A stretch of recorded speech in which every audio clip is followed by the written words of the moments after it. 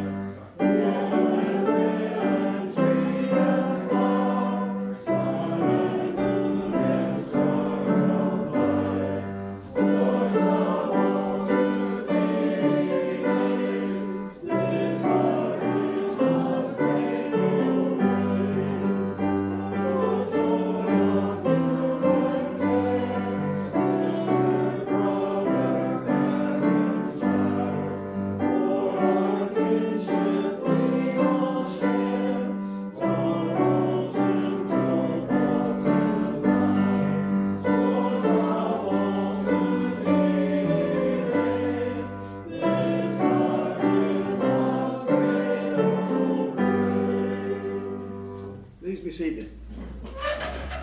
Welcome to the Unitarian Universalist congregation of Hillsborough, a welcoming community that exists to provide a supportive, safe haven for exploring individual beliefs, spiritual expression, ethical growth, and social justice. As UUs, we are not bound by a single creed, but by our covenant with each other. The heart of our covenant is a commitment to a way of being, as stated in our 7, soon-to-be 8 principles, and to discovering more love and deep truth inside ourselves and in the wider world. So whoever you are, member, friend, or guest, whether you're here in the worship hall with us or joining us online, we're glad that you've chosen to worship with us today. I'm Dave Yelton, the worship coordinator for today's service. There are a lot of contributors that make our service possible. And so let me start with the contributors that you may actually see here today, starting with our guest musician, David Benson. He's a longtime friend of UUCH, but a member of the UU Church in Greensboro. He lives about halfway between us. Amy Dart for editing and producing our printed order service, and actually also for setting up the cameras today. A.C. Tharrington for handing out the bulletin at the door. Alex Ambura for running our online broadcasting service today. And a rotating crew of chalice lighters with Hal Pelmore leading the pack. And our listening ear today is Patty O'Connor.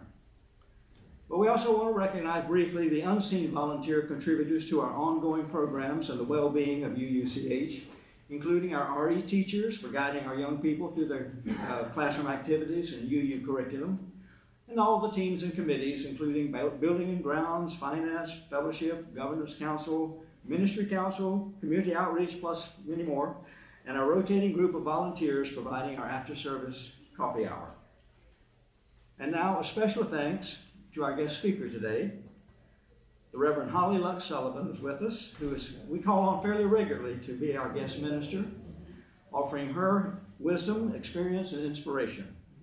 She continues her full-time work as a hospital chaplain with AuthoriCare or AuthoriCare, I like either way, serving Alamance and surrounding counties, and lives in Mebane with her husband Kevin and their beloved 2 rescue racer greyhounds.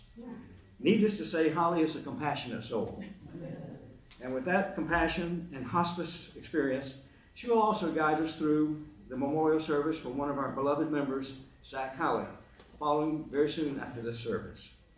So Holly, we welcome you once again and are grateful for all that you bring to our worship experience here.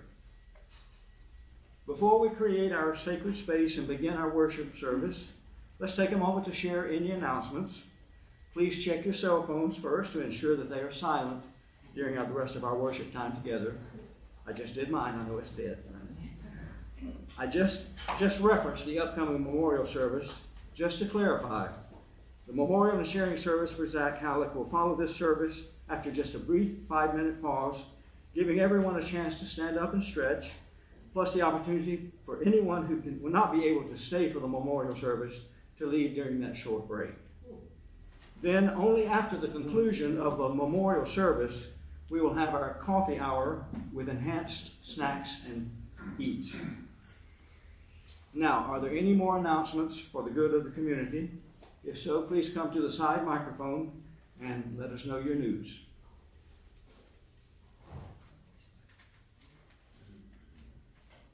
Don't be shy.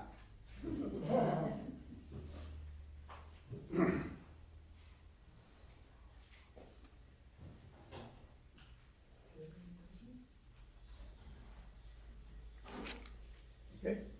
If there are no more announcements or no announcements, let's prepare for our worship time together with the lighting of the chalice. The chalice is a symbol of our faith. By lighting our chalice, we ritualize creating sacred worship space that we share today. In a reading by David Breeden entitled Hymn to the Light. Our light is the light of the sun, keeper of all we love. Our light is the light of the earth, provider of sustenance. Our light is the light of all living things, life precious like our own. Our light is the light of each of us, bound together in need and in hope. Our light is the light of the cosmos, keeper of all we know.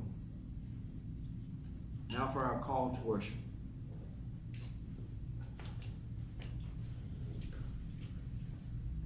Thank you, Pal, for ensuring our light stays lit. It is a wonder and mystery that our paths have crossed, that in the immensity of time, in the vastness of space, we coincide here. I am in awe at the ways in which our lives intersect and intertwine, at the beauty we create when we gather. May our coming together make us more compassionate, more just, more caring, and more loving. May our hearts and minds be open to this offering. I am so glad you are here. Let us worship. Let us marvel at the miracle of being here right now and the mystery that has brought us together. I invite you to rise in body or in spirit and join me in number 163, For the Earth Forever Turning. 163.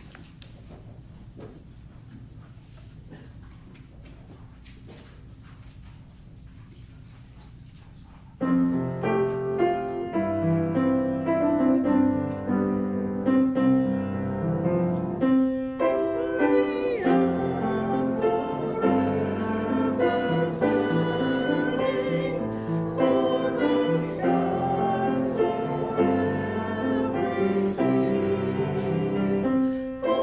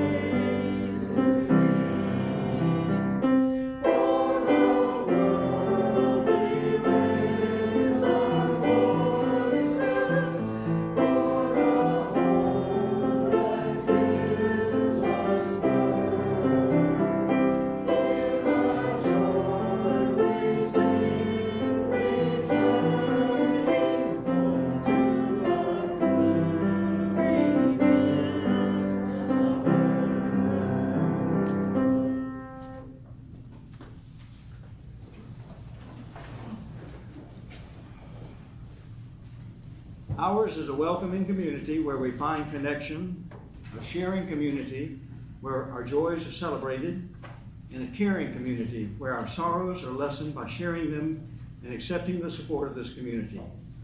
Each Sunday we take this time to reflect on the joys, concerns, happenings, or special events that have occurred this week among our members and friends. Some choose to share aloud, while others choose to remain silent. Here we make room for both. For those of you who would like to share aloud, please take a moment before we begin. Center yourself, collect your thoughts, so that what you have to share this morning is personal, heartfelt, and brief.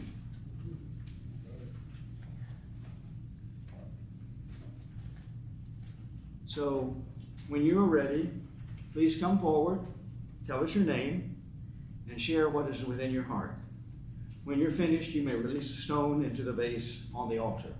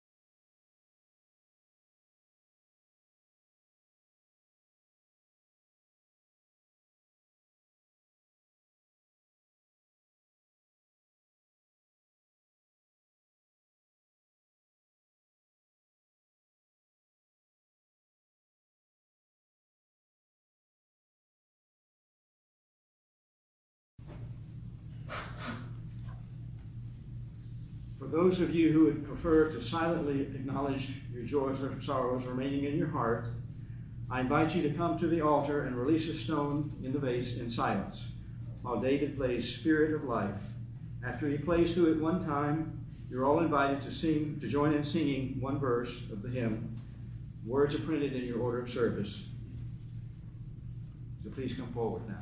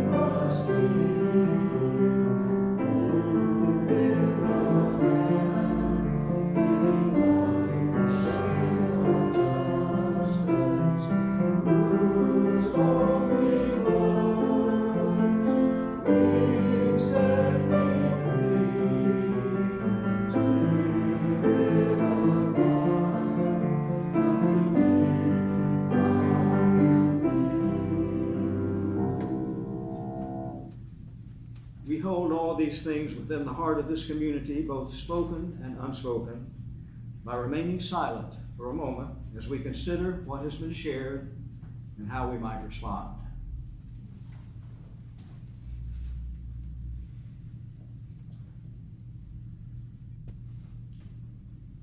Now together, let us close this shared ritual with Amen and blessed be. Amen and blessed be. Now, we do not have RE classes today, but if we have any children that are going to want to go outside for some activity, Patty O'Connor will be taking care of the playground access. So we will sing today to her activities with using a read children's song in the back of the great hymnal. It's called Singing the Children to Class.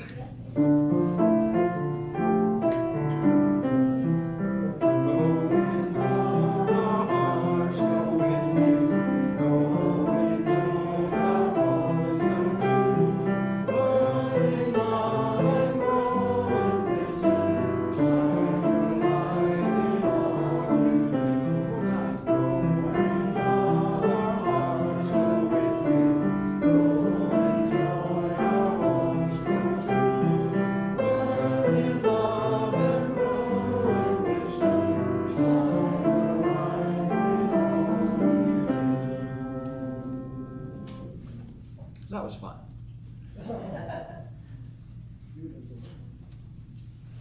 And now, as a prelude to Reverend Holly's message for us today, I have the privilege of sharing a delightful and delicious poem by Lee Young Lee entitled From Blossoms. From blossoms comes this brown paper bag of peaches we bought from the boy at the bend in the road where we turned toward the signs painted peaches. From laden boughs, from hands, from sweet fellowship in the bends comes nectar at the roadside. Succulent peaches we devour, dusty skin and all. Comes the familiar dust of summer, dust we eat. Oh, to take what we love inside, to carry within us an orchard, to eat not only the skin, but the shade, to hold the fruit in our hand and adore it, then bite into that round jubilance of peach. There are days we live as if death were nowhere in the background. From joy to joy to joy, from wing to wing, from blossom to blossom, to impossible blossom, sweet, impossible blossom.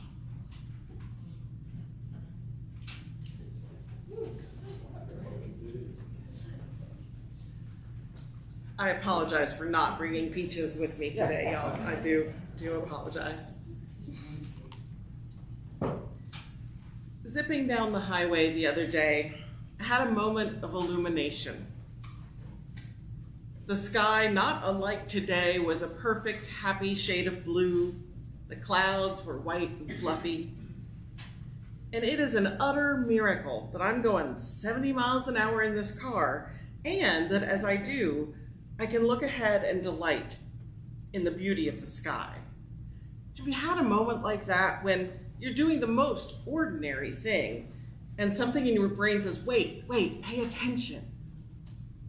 It might be when you're playing with your child or grandchild, working in the garden, walking the dog. Suddenly it occurs to you to relish what you're doing. That particular moment on the highway was complex. Consider. I was hurtling down the road in a box made of metal, rubber, and plastic. I was listening to a podcast. People somewhere in the country had made a recording for the sole purpose of entertaining me and others, and that recording was now playing over my car's sound system. There were dozens, if not hundreds, of other people hurtling along in their own boxes on wheels, or all around me and all up and down I-40. And I was lucky enough, despite everything that was happening, all of that complexity, to notice how beautiful the sky and clouds looked. Something somehow in my brain managed to break through all that other mental noise to make me aware of the many miracles I was part of in that moment. Now, I admit the intellectual side of me pushes against the word miracle. I don't believe in miracles as literal divine intervention, but then I remember the one thing I know about the engineer, futurist, and humanist author Arthur C. Clarke. The one thing I know about Clarke is that he said, any sufficiently advanced technology is indistinguishable from magic. And that day in my car, the technology I was immersed in, the car, the podcast, my cell phone that was playing the podcast, all the other cars combined with a moment of awareness of our natural world to overwhelm me. If we're lucky, we all have moments like that when the wonder of our lives hits us like a refreshing splash of water on a hot day. Often, though, I know we find ourselves struggling to hold on to that wonder in the face of war both happening and threatened, climate change and its effects on weather and therefore people and animals, and lawmakers stripping already oppressed groups of their human rights. There is undoubtedly much to be worried about and distraught over in our country and in the world. There is work to do in every corner of our earth to create more equitable living circumstances in which more people can thrive. We all do this work in various ways, both large and small. I do this on an individual level by working as a hospice chaplain, offering all of my patients, whoever they may be, whatever they believe, a loving companion with whom to spend some time, and if they want, to discuss what matters to them as they near the end of their lives. Most of my patients live in memory care units and assisted living and skilled nursing facilities. Most of them, unfortunately, can't afford the luxury of a private room, so in their elder years or months, they deal with the difficulties of living with a roommate they didn't choose. My patients are mostly isolated from friends and family, particularly because most of their illnesses debilitate them enough that they end up being bedbound. Their only company most of the time is their TV. They find few, if any, of the shows interesting, so they end up watching news channels much of the day. In my first career, I was a newspaper journalist and can say from experience that taking in news for a large part of one's waking life does not a healthy mind make. Humans didn't evolve to know as much about the world as we can and do now. For much of our existence, we lived in small communities, pretty isolated from each other. We knew only of the troubles in the lives of the relatively few people immediately connected to us, and maybe the people connected to them, a few hundred people at the most. So our brains and spirits weren't developed, weren't built to cope with the much greater knowledge of the world that we now have. So what happens for my patients who watch mostly news is that any existing anxiety ratchets up, and they feel an inescapable sense of doom.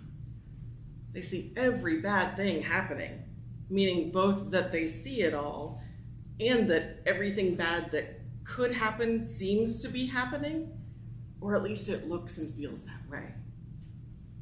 Who among us could help but despair if all we see is death, destruction, and the seeming downfall of society?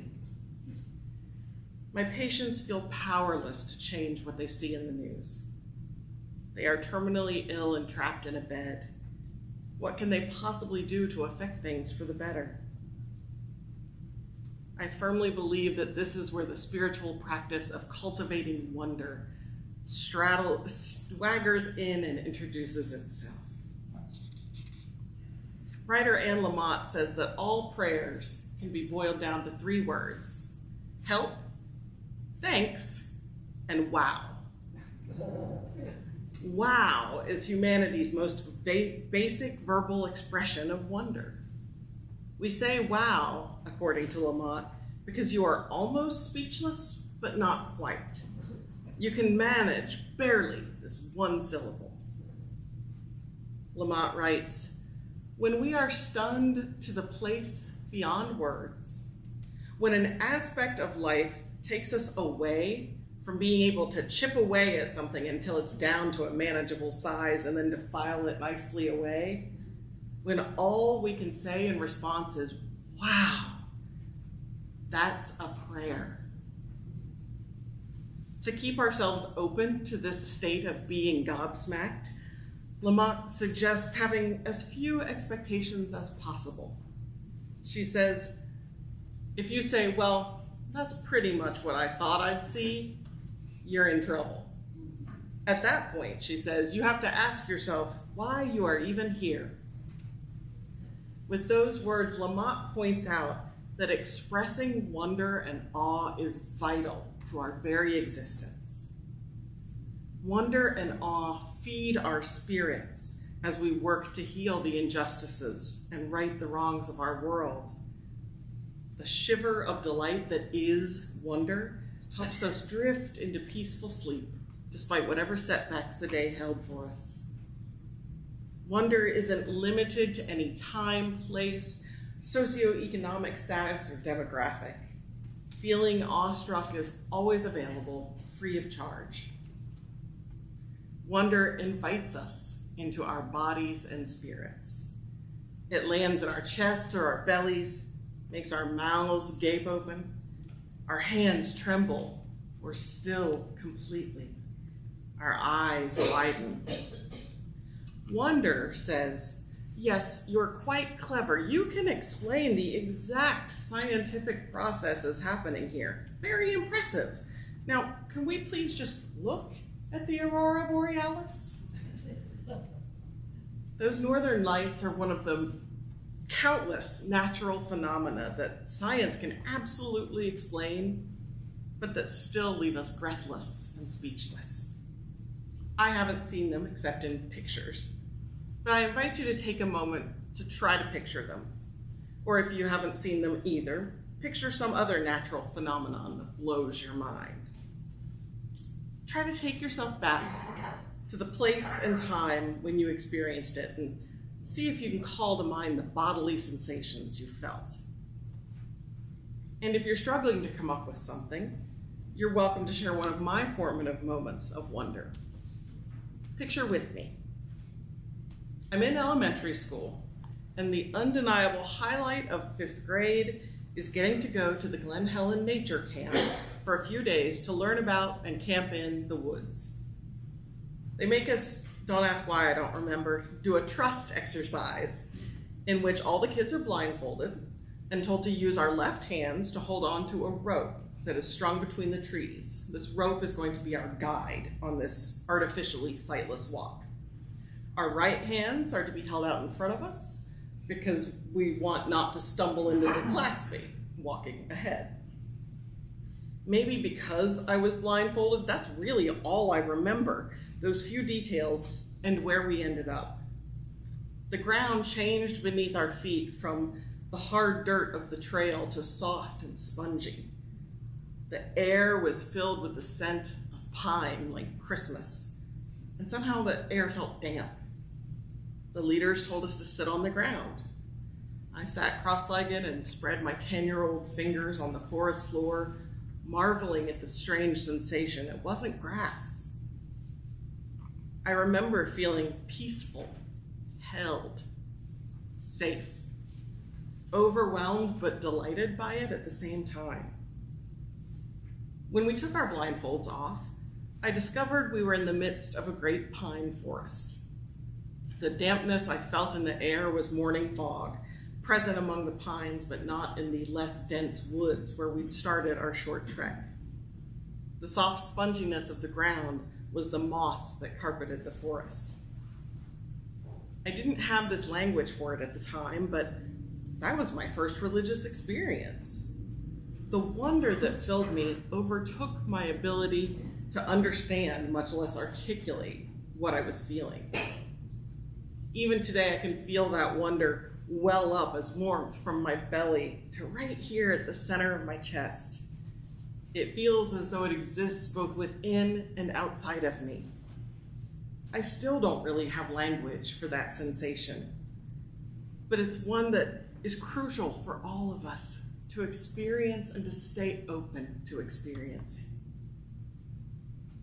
20-odd years before that, in the 1960s, psychologist Abraham Maslow wrote about what he called peak experiences, moments exactly like the one I had in the pine forest.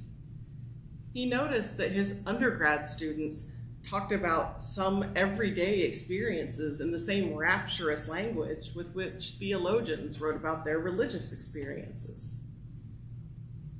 In Religion, Values, and Peak Experiences, Maslow writes, "The great lesson from the true mystics is that the sacred is in the ordinary, that it is to be found in one's daily life, in one's neighbors, friends, and family, in one's backyard." Maslow also believed that the more emotionally healthy and attuned to those peak experiences we are, the more of them we will have. And my final piece of good news from my friend Maslow, he wrote that as we age, our experience of peak moments mellows into a kind of gentle contentment and serenity that he called plateau experiences.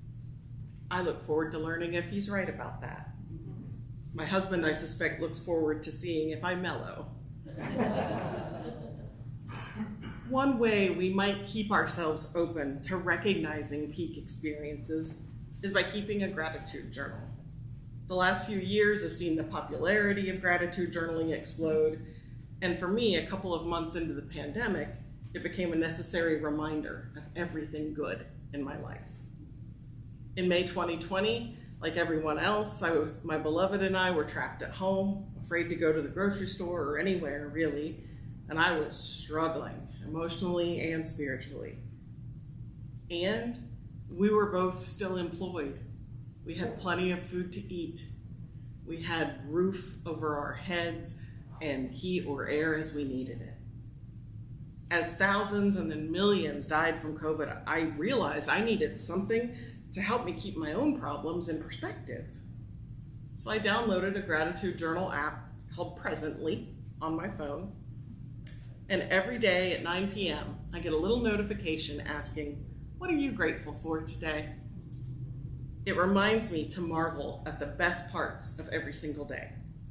On good days, it's time with a specific friend or my beloved, being with people at a concert or show, the joy my greyhounds bring me. On my worst days, my more sarcastic tendencies emerge, and I've written things like, I'm grateful that most days are easier than today was. Or, I'm grateful for finally getting the new refrigerator after 3 days of nonsense. Because that was the best I could come up with after a lot of frustration. Once or twice on particularly tense or angry days, what are you grateful for has been too hard a question to answer. I didn't feel like I could do it. Luckily, there's a little light bulb icon, and if I press it, it asks a different question. What in nature are you grateful for? Did someone help you today? Or, I suppose if things are truly bleak, what is something to be grateful for in this room? Y'all, if we can't answer that question, what is something to be grateful for in the room, whatever room that might be, we are in trouble.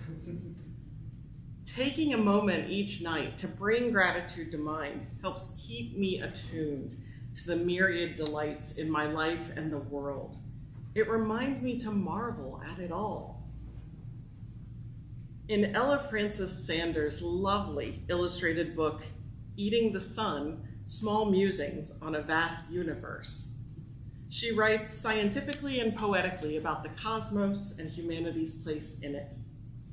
She does so to invite us to marvel with her about creation. She suggests at the very beginning of the book that as we learn more about our world and creation, we try to find balance between laughter and uncontrollable weeping. She writes, "Cry because we cannot even begin to understand how beautiful it is. Cry because we are terribly flawed as a species. Cry because it all seems so shockingly improbable that maybe our existence could be nothing but a dreamscape. Laugh because being riddled head to toe with human emotions while trying to come to terms with just how indisputably tiny we are in the grand scheme of things makes absolutely everything and everyone seem quite ridiculous, quite farcical.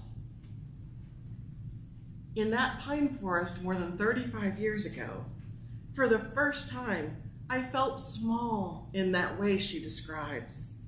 It was beautiful. Even at age 10, I knew I was too fat, too loud, too talkative. But the forest gave me the gift of feeling small, of feeling my own size, but part of something so much bigger than myself too. Something about which I really can only marvel. Something many, many people call God. As Shug tells Seeley in The Color Purple, I think it pisses God off if you walk by the color purple in a field somewhere and don't notice it. I think Shug is right, and I don't even believe in the God that she believes in. I think Shug is right because it matters whether we embrace and exude wonder. Our world is too glorious and our lives too fleeting not to marvel at it all. So as we go about the rest of our days and into a new week, may we keep our eyes and hearts open to the wonders all around us and within us. May we share those marvels with others. May we never hesitate to say, wow. And may we know that deep within us, that as long as we look for them, wonders never cease. May it be so. Amen, and blessed be.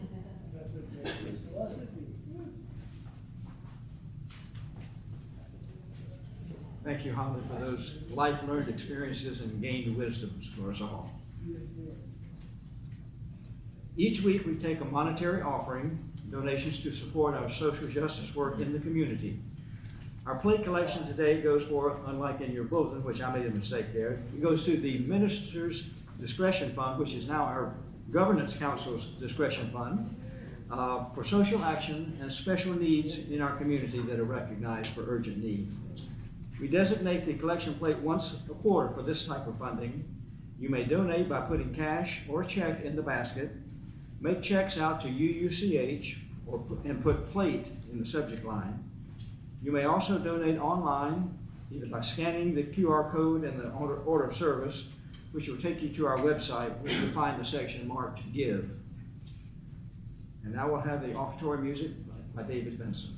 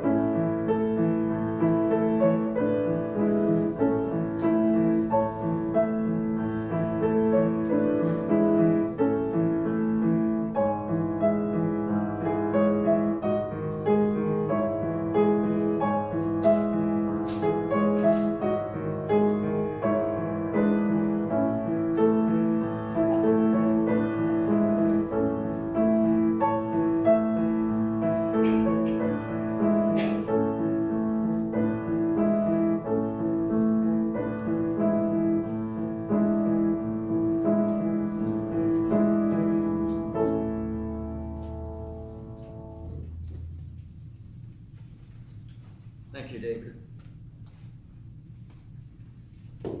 Please join me in our prayer of collective gratitude found in your order of service. For the love that surrounds us every morning, for the friends beside us, and for the generous gifts just received, let us be truly grateful. Now please rise in body or spirit as we sing our closing hymn, number 1052 in the Teal hymnal, Oneness of Everything.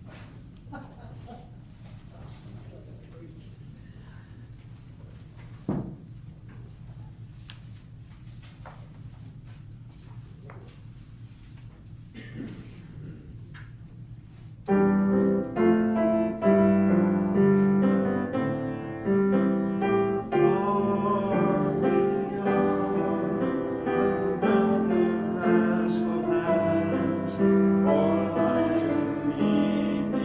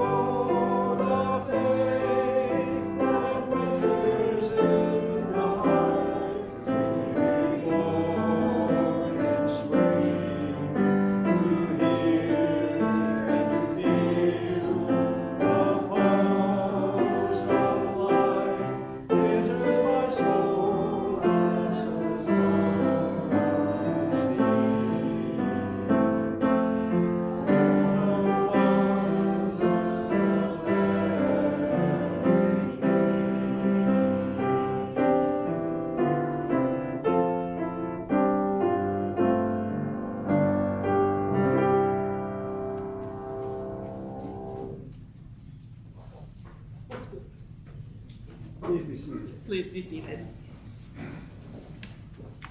Our closing words by Norman Mailer. Our eyes and minds turn now toward the ordinary.